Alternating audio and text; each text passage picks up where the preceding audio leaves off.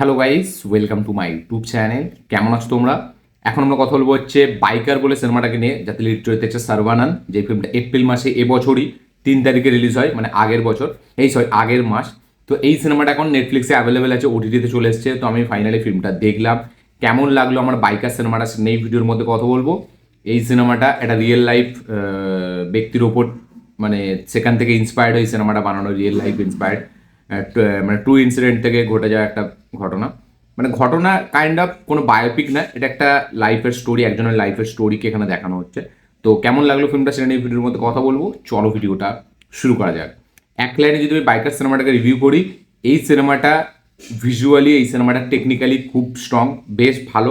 এবং যেভাবে রেসটাকে এখানে দেখিয়েছে, ডার্ট বাইকিং যেভাবে দেখিয়েছে, সেটা খুব সুন্দর। আমার মনে হয় না ইন্ডিয়ান সিনেমাতে এত ভালো এর আগে কোনোদিনও ডার্ট বাইকের কোনো সিনেমা আমরা দেখেছি। ব্যাপক একদম টেকনিক্যালিটিস, ফিল্মটা খুব মানে হেভি লাগবে দেখতে আপনাকে। এবং কোনো মানে মনে হবে আমাদের ইন্ডিয়ার F1, ইয়েস ইন্ডিয়ার F1 মনে হবে, খালি এখানে F1-এর জায়গায় ডার্ট বাইক আছে, ঠিক আছে? তো মানে রেসটাকে ব্যাপকভাবে দেখিয়েছে, এবং রেসের যে টেনশন সেটাও আপনি দারুণভাবে ফিল করতে পারবেন।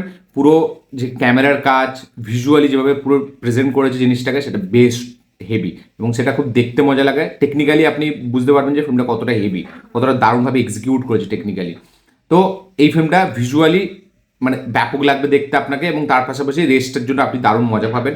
যারা বিশেষ করে ডার্ট বাইক, মানে ডার্ট বাইক যাদের খুব পছন্দ, বা যারা মটোক্রস এইসব দেখে, বা যারা তাদের এতে পার্ট হতে চায়, তাদের লাইফের ড্রিম, তাদের জন্য এই ফিল্মটা মাস্ট ওয়াচ। মানে তাদেরকে বেশ ব্যাপক লাগবে। এবং গল্পটা এখানে আমরা দেখতে পাচ্ছি যে একটা ছেলে, যার ছোটোবেলা থেকেই এই মানে মটোক্রসে সে করবে, মানে ডার্ট বাইক চালাবে, ডার্ট বাইক রেসার একটা হবে, তার একটা ইচ্ছে। তো তার বাবা, যার নাম হচ্ছে সুনীল নারায়ণ, তো সে মানে একটা সময় এরকম একটা রেসার ছিল, ঠিক আছে? এবার সে তার ছেলেকে তৈরি করছে এই রেস করার জন্য, ঠিক আছে? এবং সে তাকে পুরোপুরি ট্রেনিং দিচ্ছে শুধু এই রেসটাই মানে পার্টিসিপেট করার জন্য, এবং তার পুরোপুরি ফোকাস তার উপরে দিতে চাইছে।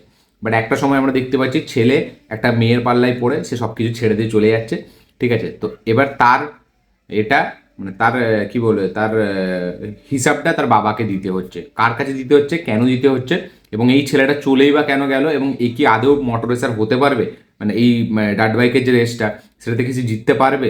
তার বাবার যে স্বপ্ন ছিল সেটাকে সে পূরণ করতে পারবে, নাকি সব কিছু ছেড়ে দিয়ে সে অন্য জায়গায় তার লাইফ, নিজস্ব লাইফ স্পেন্ড করবে, তার ওয়াইফ, তার বাচ্চার সাথে? তো সেই সব জানতে গেলে আপনাকে এই ফিল্মটা দেখতে হবে। এক লাইনে এই ফিল্মটা আমি যেরকম বললাম, যে এই ফিল্মটা ভিজুয়ালি আপনাকে দারুণ মজা দেবে। এই ফিল্মটার মধ্যে একটা বাবা ছেলে সম্পর্ক এখানে দেখানো হয়েছে, তার পাশাপাশি এখানে একটা হাজব্যান্ড ওয়াইফের গল্প এখানে দেখা হয়েছে, একটা ফ্যামিলি ম্যান। তার পাশাপাশি এখানে দেখানো হয়েছে যে নিজের স্বপ্ন, একজন একটা বাবা তার স্বপ্নটা তার ছেলের মাধ্যম দিয়ে পূরণ করার চেষ্টা সে করছে। বাট সে যখন সেটা করতে পারছে না, তার ছেলে যখন সেটা করতে পারছে না, তার ভেতরে কি ফিল হচ্ছে। এবং এই ছেলেটা এ কি সত্যি মানে সত্যি খারাপ ছেলে, সে কি ছেড়ে দিয়ে চলে গেল? এবং মানে এরকম ঘটনা আমরা রিয়েল লাইফে হয়তো অনেক হতে দেখেছি, যে কোনো একটা মেয়ের এতে পড়ে সে তাকে বিয়ে করে নিয়ে তার স্বপ্নগুলো সব মানে করে দিচ্ছে ছেলেগুলো। তো এরকম ঘটনা আমরা রিয়েল লাইফে অনেক দেখেছি, এবং এই ঘটনাটা রিয়েল লাইফ থেকে ইন্সপায়ার্ড। তো এইসব জিনিসগুলো এখানে আপনি দেখতে পাবেন, এবং বাবা ছেলেটার দারুণ সম্পর্ক এখানে দেখতে পাবেন। বাট সেইগুলো ওপর থেকে আপনি দেখতে পাচ্ছেন, আপনি বুঝতে পারছেন যে এরকম এরকম ব্যাপার, বাবাটা তাকে রেডি করতে চায়, তার বাবার কত স্বপ্ন, এই স্বপ্ন। বাট এইখানে পারফরমেন্সটা যেটা ডিজার্ভ করে, যে পারফরমেন্সটা এখানে দরকার, সেই পারফরমেন্সটা এখানে আপনি দেখতে পাবেন না। এখানে সর্বানন্দ, তাকে রেসিংয়ে ভাল লাগছে, এসে যখন হেঁটে আসছে একটা অ্যাটিটিউড সে ক্যারি করছে, সেটা বেশ ভালো লাগছে। তাকে খুব চাম, খুব হ্যান্ডসাম লাগছে, তাকে মাচয় চকলেট বয় লাগছে, দেখতে খুব ভালো লাগছে, তার লুকস বাগেরা খুব হেভি লাগছে। বাট ফিল্মে যেখানে অ্যাকচুয়ালি পারফরমেন্স ডিমান্ড করে, সেখানে পারফরমেন্স একটা দিতে পারছে না। মানে এখানে একটাই পার্টিকুলার শট আছে বাবা ছেলের, যেটা আমাকে বেশ দারুণ মজা দিয়েছে। সেটা হচ্ছে ক্লাইম্যাক্সের, যখন দুজন দুজনকে জড়িয়ে ধরছে। ওই সিনটা ছাড়া তার আগের যে সিকুয়েন্সগুলো, যেখানে বাবা ছেলের ফেস অফ হচ্ছে, বা তাদের মধ্যে যে সম্পর্কের যে ব্যাপারটা, যে ইমোশনাল যে দিকটা, সেইটা আপনি কোথাও গিয়ে ক্যারেক্টারদের মাধ্যমে দিয়ে আপনি কোথাও ফিল করতে পারবেন, আপনি কোথাও কানেক্ট করতে পারবেন না। হ্যাঁ, এটা দেখাচ্ছে, আপনি বুঝতে পারছেন, সেটা থ্রুতে আপনি কানেক্ট হচ্ছেন, কারণ আপনি যথেষ্ট হলেও একটা জিনিস দেখে তো আপনি একটা অনুমান লাগাতে পারবেন যে কি আপনাকে দেখানোর চেষ্টা করছে। বাট সেটার সাথে যে কানেক্ট হওয়া, সেটার সাথে যে ইনভেস্ট হয়ে যাওয়া, সেই ইনভেস্টমেন্টটা এখানে আপনি কোথাও পাবেন না, সেই কানেক্টিভিটিটা এখানে আপনি পাবেন না। এখানে স্টোরির মধ্যে যে বাবা ছেলে সম্পর্ক, সেটা অতটা জোর দিয়েছে, বাট সেটাকে ভিজুয়ালি দেখাতে পারেনি সেটাকে ভালো করে। সেটা আমার খুব অড লেগেছে। এখানে ফ্যামিলি ম্যান হিসেবে সর্বানন্দকে যেভাবে দেখিয়েছে, প্রথম দিকটা ভালো, বাট তারপরে মানে সে তার ওয়াইফের সাথে যে ঝামেলাটা সেটা হুট করে চলে আসে, সেই ঝামেলাটা কোথাও গিয়ে আপনি কোথাও মানে একদম মানে মনে হবে না যে এটা কোথাও গিয়ে ন্যাচারালি আসছে, সেটা তোমার অড লাগে অনেকটা, ঠিক আছে, যে একটু আগে এ ছিল, এখন আবার সে ঝগড়া করে নিল, তার ছেলেকে দিয়ে চলে গেল, তার সাথে কথা নেই, আবার একটা টাইমে সে ফিরে আসছে। তো ওই যে তার তার মানে একটা তো প্রপার রিজন দরকার যে না প্রচুর ঝগড়া হয়েছে, সে তার বাবার কাছে ফিরে যেতে চায়, যার কারণে একে ভুল বুঝছে, যার কারণে সে ঝগড়া হচ্ছে। না, এখানে যে ঝগড়াটাও দেখিয়েছে বা যে টানাপোড়াটা দেখিয়েছে সেটা আপনি কোথাও গিয়ে ফিল করতে পারবেন না, কোথাও আপনার কানেকশন সেটার সাথে হবেই না।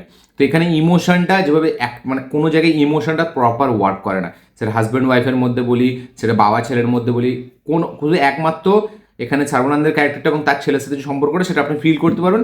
বাকি ওভারঅলে মানে এই বাবার ক্যারেক্টারটার মাধ্যমে দিয়ে আপনি বুঝতে পারবেন যে তার ছেলেটাকে কতটা এই করে এবং ছেলেটাও তার বাবাটাকে কতটা এই করে, বাট সেটা ভিজুয়ালি কোথাও আপনি দেখতে পাবেন না। আবার এটা হতে পারে কারণ আমরা জানি যে অধিকাংশ ছেলেরা তার বাবার কাছে কিছু বলতে পারে না, ঠিক আছে, তার মানে তার মনের কথা কখনো খুলে বলতে পারে না।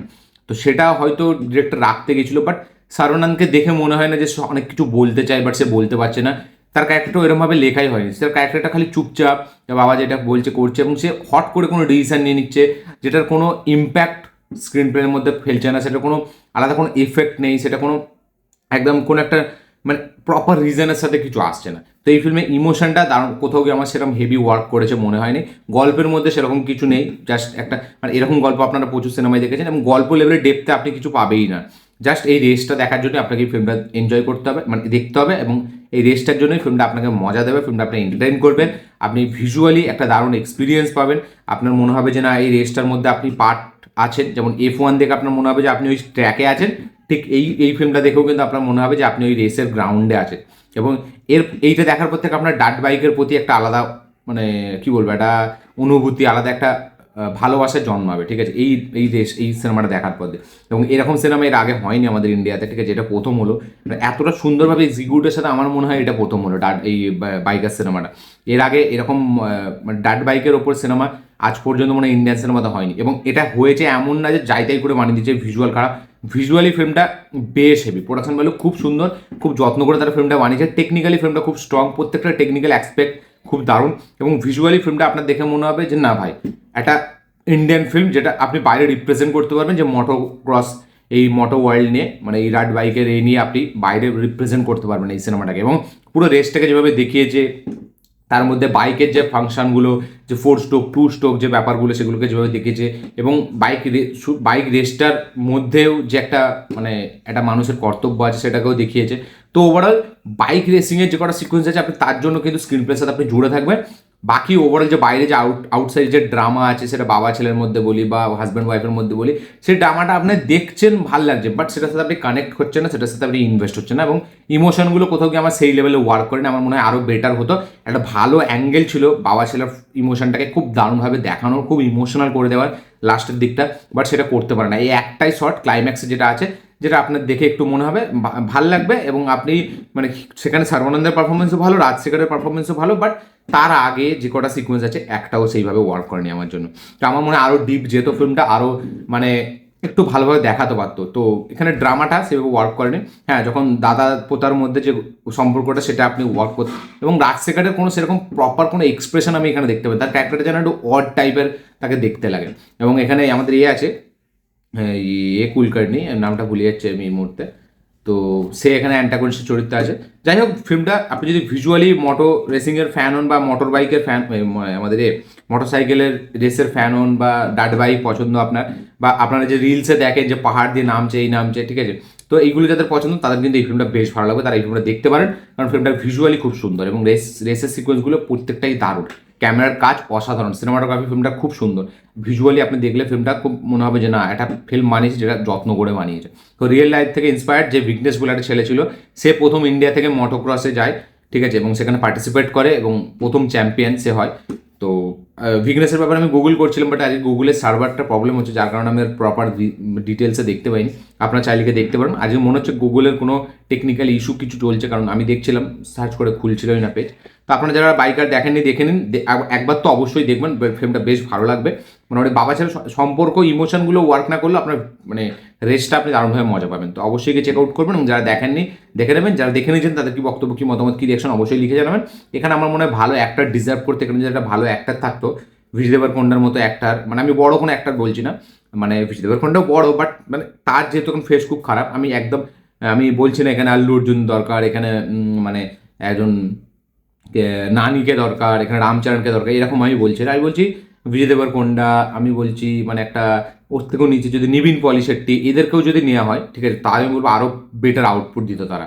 তো আপনাদের মতে কি মনে হয় অবশ্যই লিখে যাবেন। এই ছিল আমার রিভিউ, এই ছিল আমার রিয়াকশন। ভিডিওটা ভালো লেগে থাকলে লাইক শেয়ার কমেন্ট করে দেবেন, চ্যানেল তুলে চ্যানেলটিকে সাবস্ক্রাইব করবেন, বেল আইকন প্রেস করতে ভুলবেন না। দেখা হচ্ছে পরের ভিডিওতে, ততক্ষণের জন্য বাই।